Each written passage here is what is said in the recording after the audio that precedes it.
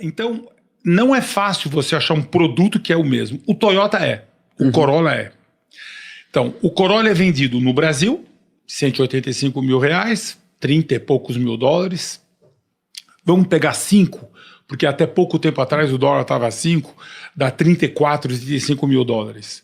O mesmo Toyota é vendido na Europa, lá é hatch, mas é o mesmo, ele é produzido na Inglaterra. Na Europa ele vale, essa versão topo, 36 mil euros, 39 mil dólares. Nos Estados Unidos ele vale mais ou menos 27.900, essa versão específica. E no Japão, 3 milhões de ien. Só que agora, vamos tirar os impostos. Conforme vocês falaram, a carga tributária do carro no Brasil, ele oscila, dependendo do motor, que é 1.0 paga menos IPI, se o motor é maior paga mais IPI, mas ele oscila de 33% a 44%. Vamos pegar 37%, que é a carga tributária de um Corolla. Se você pega o nosso Corolla e você tira a carga tributária, o preço do nosso Corolla é 125 mil reais, que dá 22 mil dólares, 23 mil dólares. É 27.900 nos Estados Unidos. O nosso carro, ele é bem mais barato no Brasil, sem imposto, do que nos Estados Unidos. E nos Estados Unidos, imposto sobre a venda de automóvel é zero. O que você tem é a City Tax, mas que vem acima. Mas o imposto sobre o automóvel nos Estados Unidos é zero. Não tem imposto sobre o automóvel nos Estados Unidos. Na Europa tem IVA de 20%, 21%. Na França é 20%. Você pega 36, divide por 1,2, dá 30 euros. Ou seja, na França, o Corolla vale 33 mil dólares. Nos Estados Unidos, o fabricante recebe 28. No Brasil, recebe 22. Ou seja, o carro no Brasil é extremamente barato para o fabricante. Ele é caro no Brasil porque carro no Brasil é um vetor de imposto.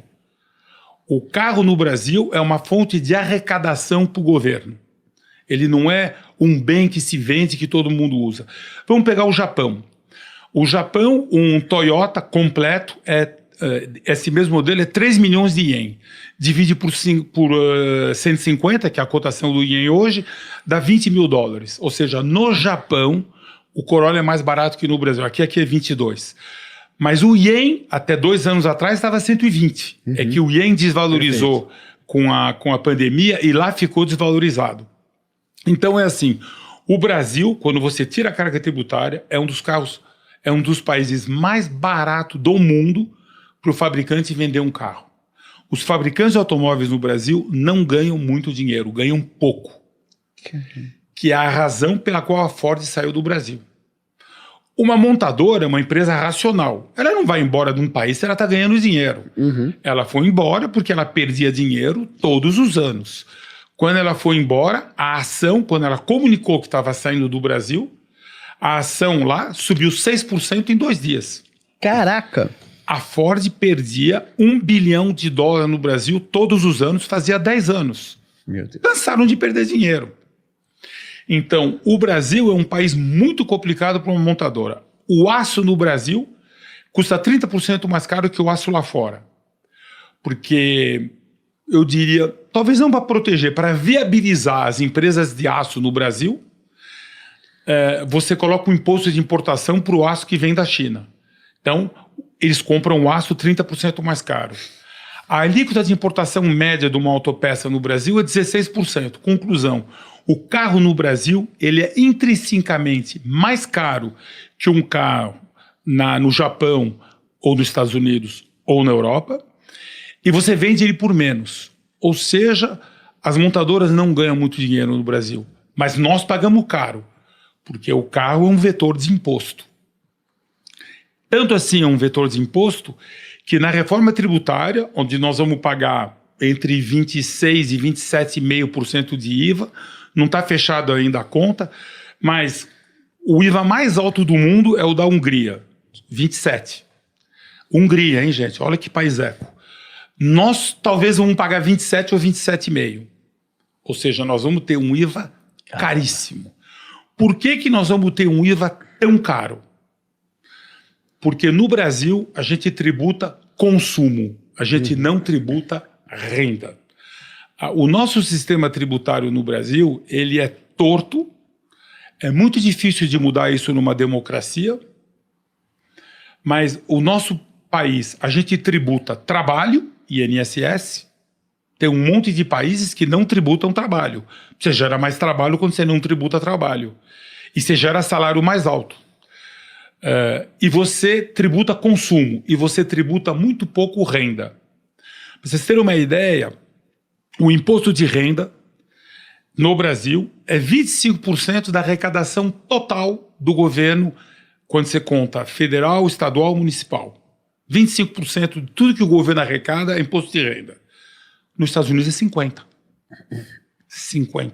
50% de tudo que o governo americano, federal, municipal, estadual arrecada é imposto de renda. No Brasil é 25%. Então, o Brasil tributa muito pouco renda. Por exemplo, a faixa mais alta de imposto de renda é 27,5% em cima do trabalho, da renda. Nos Estados Unidos é 40%. Nos Estados Unidos. Na Europa é 45%. Então, para mudar isso daí, então, a gente teria que mudar um monte de coisa no nosso país. Mas então, como o Brasil ele tributa pouco renda, ele tem que tributar algum lugar. Porque o Brasil precisa de dinheiro para funcionar. O que ele tributa? Consumo. Então a gente paga bem mais caro um automóvel que a gente compra, porque o carro é um vetor de arrecadação de imposto. Cai a venda de carro, cai a receita. Aumenta a venda de carro, aumenta a receita.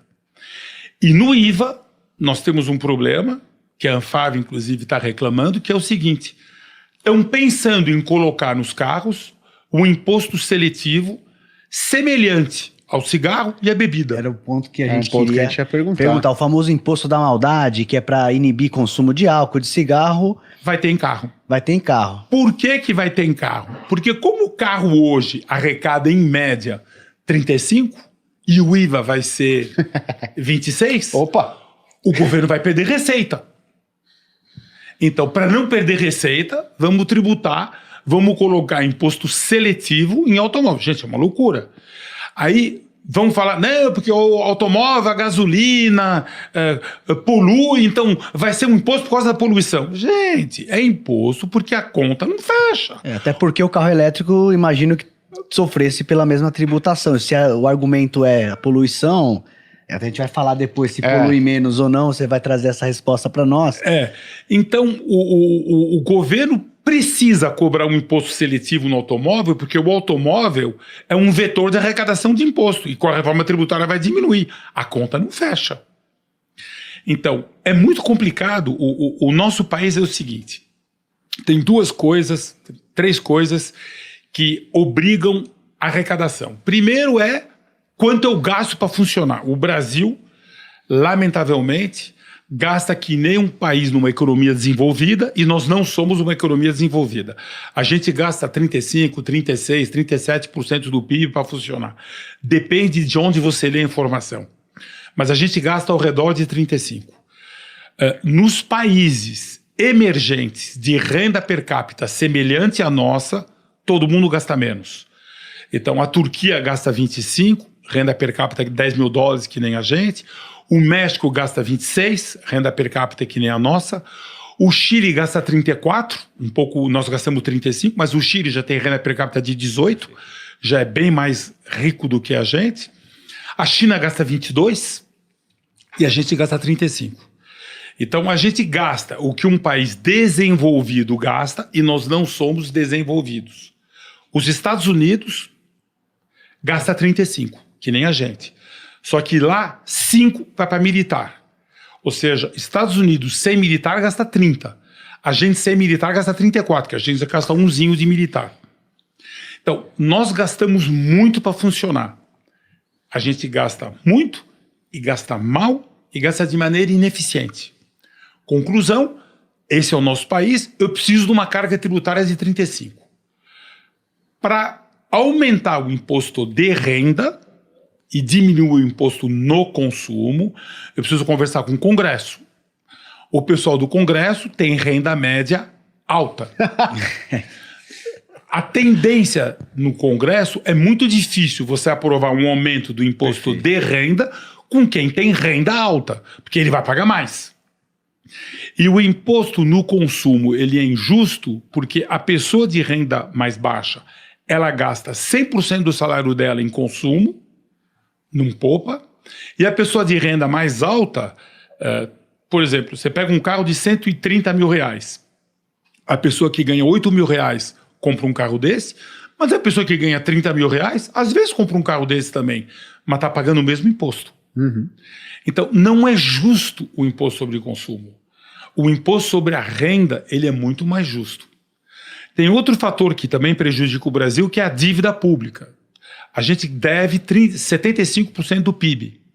Esses países que eu citei, semelhante a gente, Turquia, renda per capita que nem a gente, Tailândia, renda per capita 8 mil dólares, a gente tem 10, México, renda per capita 10 mil dólares, que nem a gente, todos devem de 30% a 50% do PIB. A gente deve 75%.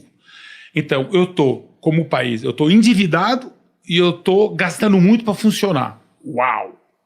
O que eu preciso fazer? Parar de gastar. Que é isso que o nosso governo, por enquanto, não consegue. Que também é difícil com o Congresso você cortar a despesa, porque ninguém quer cortar. Então, o resultado de tudo isso é que o nosso carro é caro. Mas ele não é caro sem os impostos. Ele é caro por causa da carga tributária, que o carro é um vetor de arrecadação de imposto.